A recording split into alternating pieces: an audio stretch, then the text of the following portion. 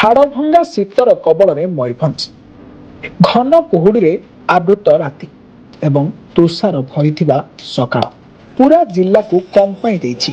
ଜିଲ୍ଲାରେ ସର୍ବନିମ୍ନ ତାପମାତ୍ରା 6 ଡିଗ୍ରୀ ସେଲସିୟସ୍ ପର୍ଯ୍ୟନ୍ତ ଖସିଥିବା ବେଳେ କିଛି ଅଞ୍ଚଳରେ ଏହା ଆଉ ଅଧିକ ନିମ୍ନସ୍ତରକୁ ଯାଇଛି। ବିଶେଷ କରି ଶିମିଳିପାଳ ଏବଂ ଏହାର ପାଦଦେଶ ଗାଁଗୁଡ଼ିକରେ ଶୀତର ପ୍ରଭାବ ବଢ଼ୁଥିବା ବେଶୀ ଦେଖାଯାଇଛି। ଉପର ବାରକାମୁଡ଼ାରେ ସର୍ବନିମ୍ନ ତାପମାତ୍ରା 4 ଡିଗ୍ରୀ, ଚହଲାରେ 6 ଡିଗ୍ରୀ, ବରେହିପାଣିରେ 8 ଡିଗ୍ରୀ ଏବଂ ଗୁଡ଼ିଆରେ 9 ଡିଗ୍ରୀ ସେଲସିୟସ୍ ରେକର୍ଡ କରାଯାଇଛି।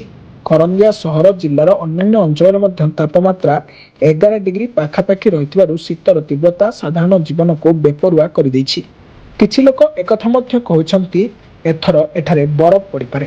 ଲୋକମାନେ ଘରୁ ବାହାରିବାକୁ ଅସୁବିଧା ଅନୁଭବ କରୁଥିବା ବେଳେ ରାତି ଓ ସକାଳେ ନିଆଁ ଜାଳି ଘଣ୍ଟା ଘଣ୍ଟା ବସି ରହୁଛନ୍ତି। ପଥଚାରୀମାନେ ଚାଦର, ମଫଲର ଏବଂ ମୋଟା ଶୀତବସ୍ତ୍ର ପିନ୍ଧି ଯାତାୟାତ କରୁଥିବା ବେଳେ ଘନ କୁହୁଡ଼ି ଯୋଗୁଁ ବାସ୍ତବତାରେ ଦୃଶ୍ୟମାନ ହୋଇପାରୁନି।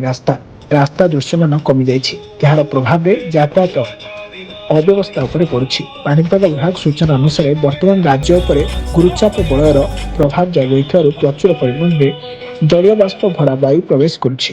ଏହାର ପରିଣାମ ସ୍ୱରୂପ ଘନ କୁହୁଡ଼ି ଦେଖାଯାଉଛି। ଏହି ସମୟରେ ଯାତାୟାତ କରିବା ବେଳେ ସତର୍କତା ଅବଲମ୍ବନ କରିବାକୁ ପାଣିପାଗ କେନ୍ଦ୍ର ପକ୍ଷରୁ ପରାମର୍ଶ ଦିଆଯାଇଛି। ତେବେ ପ୍ରଶ୍ନ ହେଉଛି, ହାଡ଼ଭଙ୍ଗା ଶୀତରେ କମ୍ପୁଥିବା ମୟୂରଭଞ୍ଜ ଏହି ପରିସ୍ଥିତିରେ କେତେ ଦିନ ଚାଲିବ? ଏହାକୁ ନେଇ ସମସ୍ତଙ୍କ ନଜର ଏବେ ପାଗ ସୂଚନା ଉପରେ।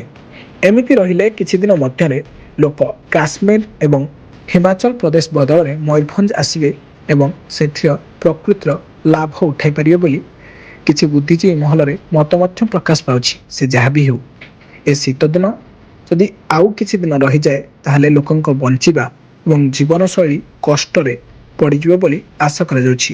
ମୟୂରଭଞ୍ଜରୁ ସୁମନ୍ତ ପାତ୍ରଙ୍କ ରିପୋର୍ଟ, ବ୍ଲାକେଟ୍ ନ୍ୟୁଜ୍ ଓଡ଼ିଆ।